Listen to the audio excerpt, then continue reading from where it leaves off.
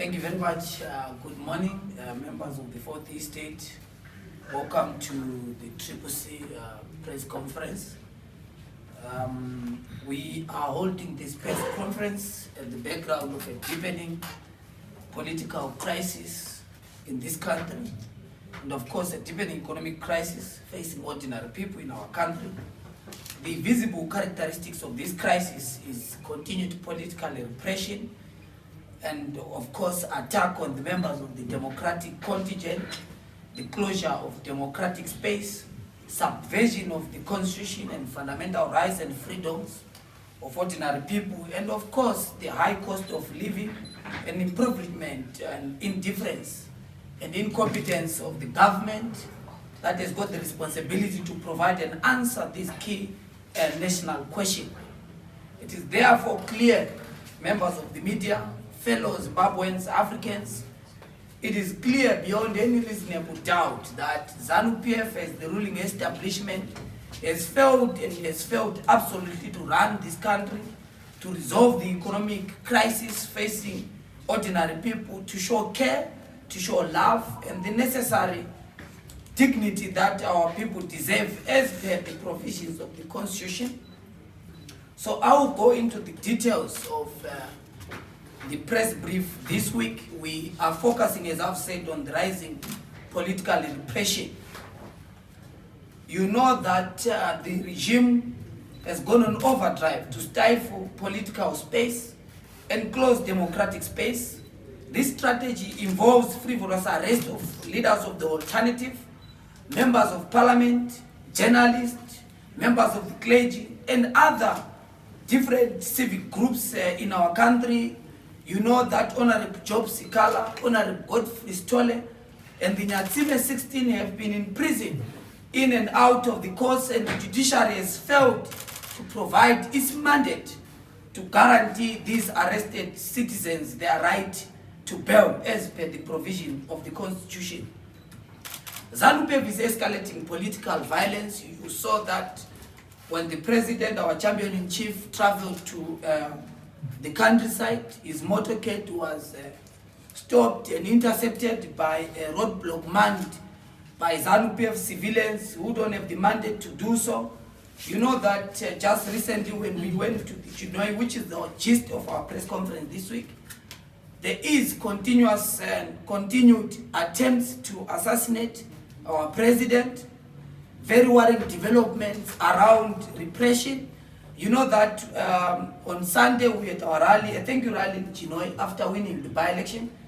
And what transpired is that when we went there, in fact, previously we had a problem of 2 petrol bombs being thrown into our rally where we were supposed to be holding our events on Sunday. So in the eve of the events, as you know, as per security protocol, we man the venue after we get a clearance from the police.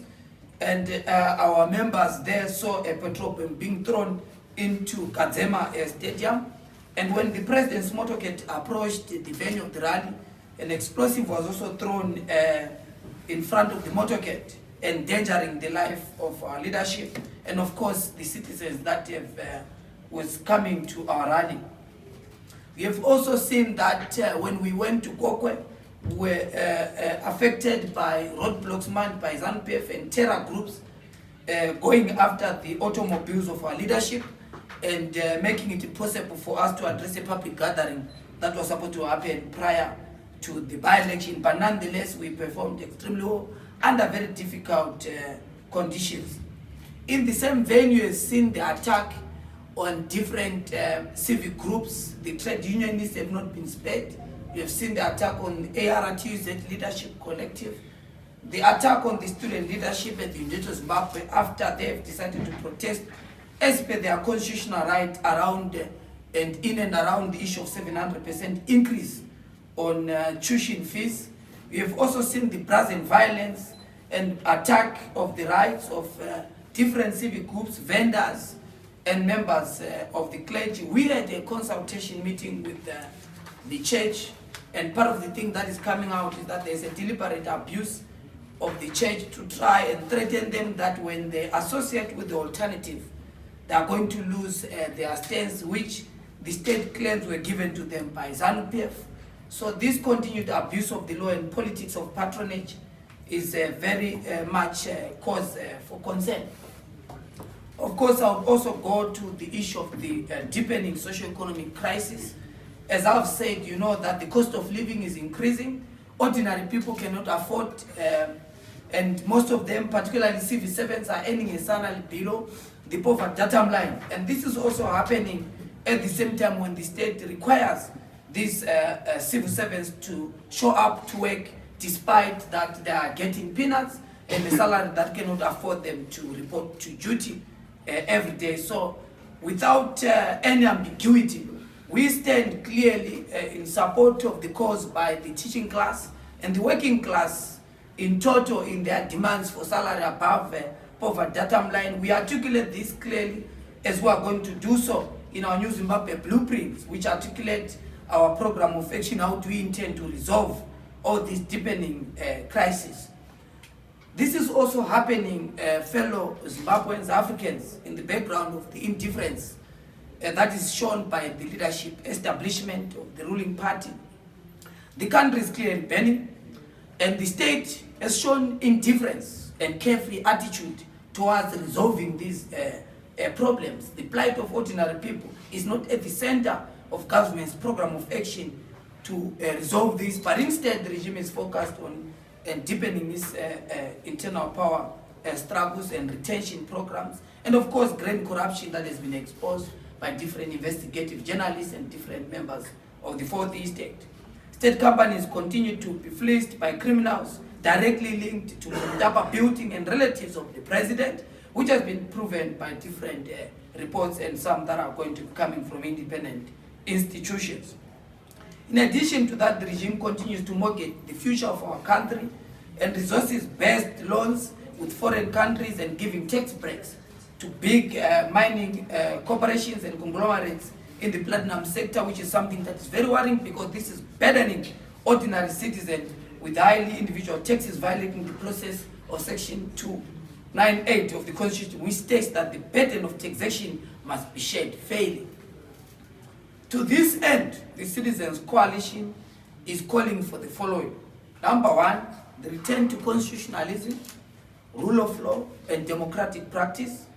Our parliamentaries are going to be very critical in pushing this envelope, particularly to make sure that we advance the principles and values and issues that are raised by ordinary people. So Parliament is going to be a very important zone of our citizen struggle to attempt to resolve some of the crises involving executive tyranny, which is basically the control of the executive, contrary to the provision of the Constitution, which provides for separation of powers. At the current situation, we see the dominance of the executive without such powers provided for by the Constitution. Number two, we have obviously begin our engagement with the Southern African Development Community and the African Union. We have written to these bodies and have set to have meetings with them on the deepening and increased political crisis. And of course, the question of reform, which we think is at the center of Zimbabwe's vicious disputed election that have been visiting this country since 1980. We, of course, also call to Zimbabweans and young people in particular to continuously accept this call to registering to vote, because we believe that at the center of the Zimbabwean legitimacy problem is elections, and we need participatory engagement with our people in terms of making sure that we resolve the crisis in Zimbabwe as we head and enter into the shadows of the next election. We also want to thank, as I'm concluding, we want to thank Zimbabweans who have continued to show support against difficulties. You know that we went to a by-election after the assault to the pro-democracy movement, but we continue to exist. We came in new form and character and launched a new vehicle that has swiped and been present across the length and breadth of our country. And we want to salute and thank Zimbabweans who have stood firm against clearly state-sponsored violence, against brutality. We want to thank ordinary people, members of the Citizens Coalition for Change, who have remained vigilant in the face of authoritarian consolidation and of course authoritarian tutelage in the democratic platform in our country. Fellow members of the media, fellow Zimbabweans, this is our press brief for this week. You know that we have begun the culture of briefing the media. That's why this week we focused on the deepening political crisis. I will take questions if they are any. Thank you.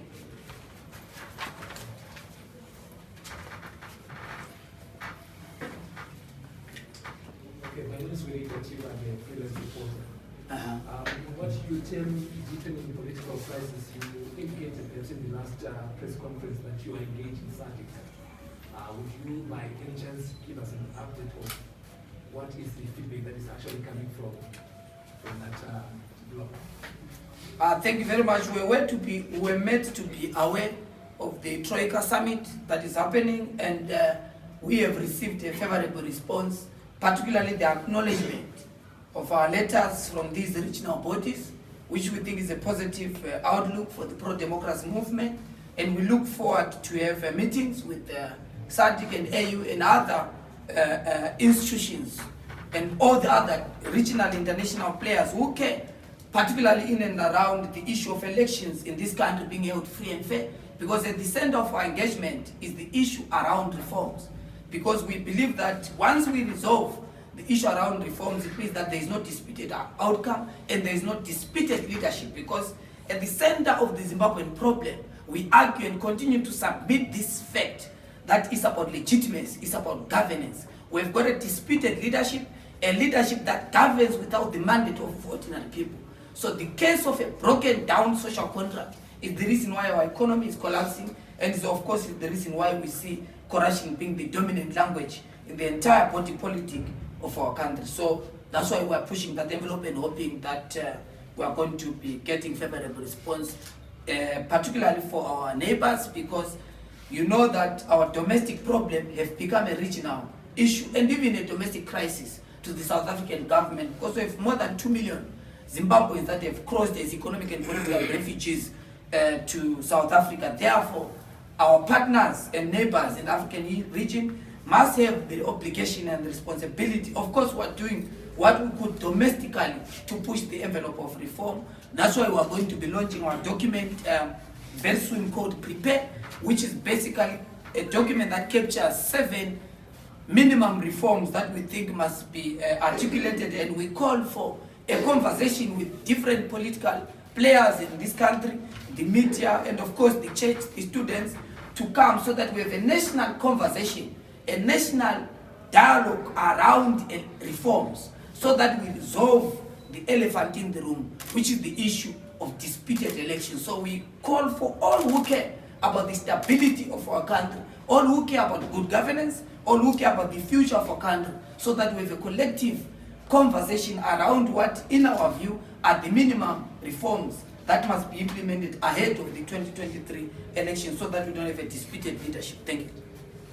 Just a quick follow-up. Okay. I followed Mr. Nelson Chamisa's address in Chimoli, and he actually indicated that with or without reforms, you still triumph in the 2023 elections. Does it mean that reforms to CCC are maybe of no value? First, I think it's not he, it's we, the people of Zimbabwe. We, the ordinary people, are going to emerge victorious in 2023 election. And President Chamisa, as the leading political figure and undisputed leader of the citizens' movement, will definitely usher us and lead us towards our path to democratic breakthrough. There is no doubt, we have no doubt in our mind that we are going to win 2023 elections. We are saying this not out of political rhetoric. If you read the Afrobarometer report, it's showing that the Citizens Coalition for Change support is surging, while the regime in Salisbury support is declining. Those are scientific signs that show that there is overwhelming consensus within the ordinary people in our country that Zimbabwe needs change, that Zimbabwe is exhausted of nationalist rhetoric, which has not transformed the concrete realities of ordinary people. We have won. If you follow the election in Bulilima as an example, we won against state repression, we won against patronage That's why we are moving under the philosophy of winning against all odds, because it's not an easy thing to get almost 50% in Gokwe, given the violence that happened. More than 8 government ministers were there. More than 28 vehicles were barricading the roads. Violence became the order of the day. President Chamisa was not allowed his freedom of movement, freedom of assembly, and right to gather with ordinary people in Gokwe Kabuyuni. That's why we thanked them in particular, because they then voted for us against these difficulties. This is also happening at the background of weaponization of food.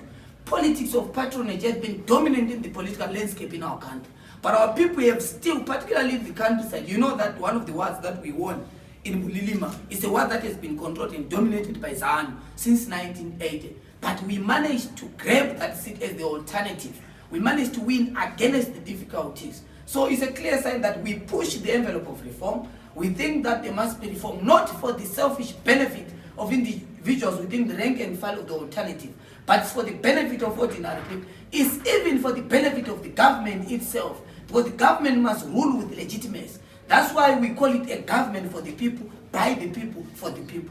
And it must derive its legitimacy and its mandate to govern from the ordinary people. And they do so through the election that happen every 5 years in our country. So reforms are important not for CCC, they are important for Zimbabwe's governance culture. We want to engage with the international players. We want to return Zimbabwe back to legitimacy.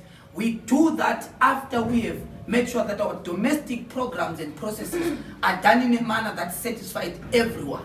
So that when we go to bring Zimbabwe back into the international community, everyone has consensus. And we must, as CCC, be able to congratulate the winner. And the loser must be able to congratulate us if we match the winner, as signs are telling in the current political environment. Thank you.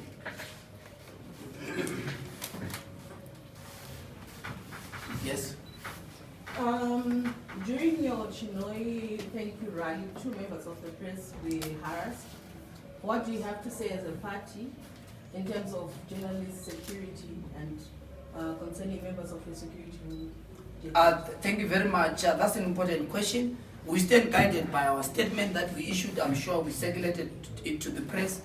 But if there's some of you haven't seen it, we can share it with you. But the general view that I can give is that CCC, as an alternative government, values the freedoms of journalists. You know that we have been in the forefront of calling any flagrant violation of the rights of journalists and the media to do their work. We are totally in support of the media. We are having engagement with different media players to try and make sure that we find a solution on how do we, in particular as CCC, in most of our events, so that we make sure that the media is protected, because we bear the political responsibility to make sure that there is an understanding and we agree on the protocols, we agree on the process we must do to make sure that journalists are protected in our program. So that, because remember, when we go into rallies, our rally is not just manned by the security, but also their youth leaders that got the responsibility to make sure that they provide security to our venue, and these local young people might not be aware of different members of the media. So we must have a clear engagement with the media so that we strengthen this kind of relationship, we strengthen how we secure the right of journalists to cover our rally. We have no problem. We have even provided platform for the media that cast against us, because we believe that is their constitutional right. We believe that is part of their work, and we've got the political and ethical responsibility to make sure that they do their work without any hindrance. Thank you. Yes, thank you, Astelas. You speak about winning elections in 2023, but as a political scientist, you are not touching on the transfer of power. Can you speak to that? Okay. So what did you win elections? Thank you very much. I went to school with Ruibo, so she wants to bring my other identity. I'm here to speak on behalf of the Citizens Coalition for Change. But nonetheless, part of our 7 minimum reforms include the last reform that we talk about is power transfer. We believe that that reform must be in the constitution. Like any other jurisdiction in the African continent and the world, there must be a clear stipulated provision in the constitution that defines the role of the winner, the role of the winner, and the role of the loser. Because we think that if it's in the constitution, there is no ambiguity. There must be clarity around transfer of power, and that's a critical reform that we are going to be pushing as the Citizens Coalition for Change, so that there is clarity in terms of what is the role of the judiciary, at what stage shall the swearing in happen, and all the other processes that happen after the transfer of power. So we are very, very critical about that. We think that it must be a critical minimum reform that we think must be resolved and be put in the supreme law of the land, so that there is no ambiguity. Thank you. Yes. Today marks exactly 3 months since Kala was arrested. What are you going to do as a party? Okay, thank you very much. I think that you have seen the work that we've done for not just Honorable Scala and Honorable Godfrey Stole, but also for the Nyatsime 16. We've appealed to all who can to be able to come together so that they resolve this issue, because these champions have become victims of a captured judiciary. We believe that the judiciary must be able not to be a cheerleader on cases of abuse of the law, but they must be able to guarantee the rights of ordinary people, irregardless of where they belong.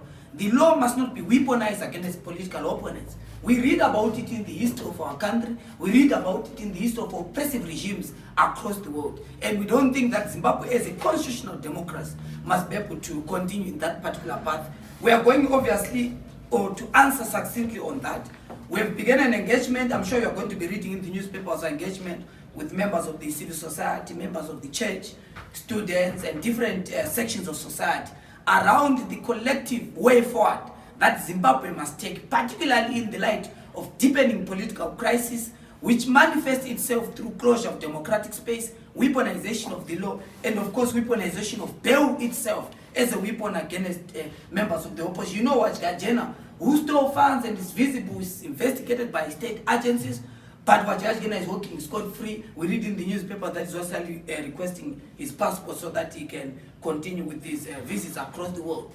It's clear that the law is now, in fact, what we see is that there is a law for ZANU-PF and the law for the rest of us. It's an animal farm kingdom, and that must be resolved.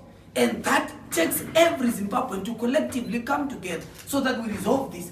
I have been in prison myself. You have seen members in the rank and file of the alternative coming in and out of the courts. You have seen state prosecutors running hook, line, and sinker to try and make sure that they thought. You have seen what happened to Honorable Joanna Mumumbe, Cecilia Chimbire, and others. There's a clear, deliberate agenda in attempt to try and scare us, dismember us, and make sure that we demobilize from participating in this democratic struggle. Against all odds, the leadership collective of the Citizens Coalition for Change will remain vigilant and committed to this struggle. And let me say it here and now, there is no struggle without bruises, there is no struggle without pain. We committed ourselves knowing fully well the cost of fighting a vicious authoritarian dictatorship. But we do so with commitment and vigilance, knowing that history will record that when the repressive apparatus of the state turned against us, we never wavered, we never did that. So we continue to fight. And we know very well that our comrades are going to rejoin with their families. We're doing everything necessary to make sure that they get their freedom. Thank you. Okay, a follow-up to that one.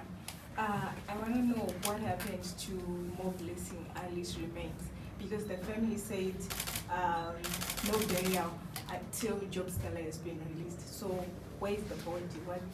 Who is incurring the tragedy? Yeah, that is the tragedy of the crisis in Nyatsime, because Mo Blessing Ali, when she was murdered, Honorable Job Scala was appointed by the family to become the official lawyer and the spokesperson of the family. And they had been handling these cases, and we hope that the family might be able to find a way so that they communicate to the world. But we know, as you know, that the family had said we're not going to go ahead with the burial until Honorable Job Scala, who is the family lawyer, is released from prison. We have not yet any further shift from the family, and you know that Mo Blessing Ali was our champion, and the family has its own cultural views that we stick to, and we don't want to intervene around that. What we know is that Mo Blessing Ali, may his soul rest in power, is a victim of the state that has turned against his own children, which is a worrying trend. That's why we're making engagement with different regional and international bodies so that we resolve this. We don't believe the next government of this country that anyone must lose their life on account of politics. People must be allowed to differ and differ with us politically without them being victims of state organs being unleashed to them. Thank you. Okay, I think I'll take the last two questions. Okay, there's been suggestions of a political dialogue instead of pursuing pursuing the court process with regards to the Natsime and Job Scala and story. What is your position on that? Okay, you have another question? Yes, I wanted to ask you, you seem so determined to participate in next year's elections. Are you not worried about the safety of your members with the escalating violence in the country? Yeah. Okay, thank you. We have said we don't believe that we must interfere with the courts as a matter of principle, because the court and the judiciary in particular bear the responsibility to guarantee the rights and freedom of ordinary people. Those who suggest that we must go and kneel down and pray, some political elites, they've got their own reasons, and I think you can engage them on their views on that. Our position is very clear. We believe that there must be sanity within the judiciary so that we guarantee the freedom of our people, and we are going to use whatever is necessary within our powers to make sure that we guarantee the freedom of our champions. We don't get to surrender our struggle on account of certain difficulties that face us, because we must focus on the central strategic objective of the National Democratic Revolution. Thank you. The question around participating in election. Look, we have defined our method of struggle as an electrocentric approach, but we have to provide a buffer against rising political tensions. That's why we have started engagement, because part of our key discussions with different partners is going to be around community protection. We think that we must take a step to make sure that we protect our people, to make sure that we fork out violent elements, and make sure that we surrender them to the law enforcement agencies and protect our people. Because we're not going to continue crying foul going forward. We have to protect ourselves and find methods within the law to make sure that our people are not vulnerable to state-sponsored repression and violence. Thank you very much, members of the Fourth Estate, fellow Zimbabweans. This is the end of our press brief. Thank you. Have a good week. Thank you.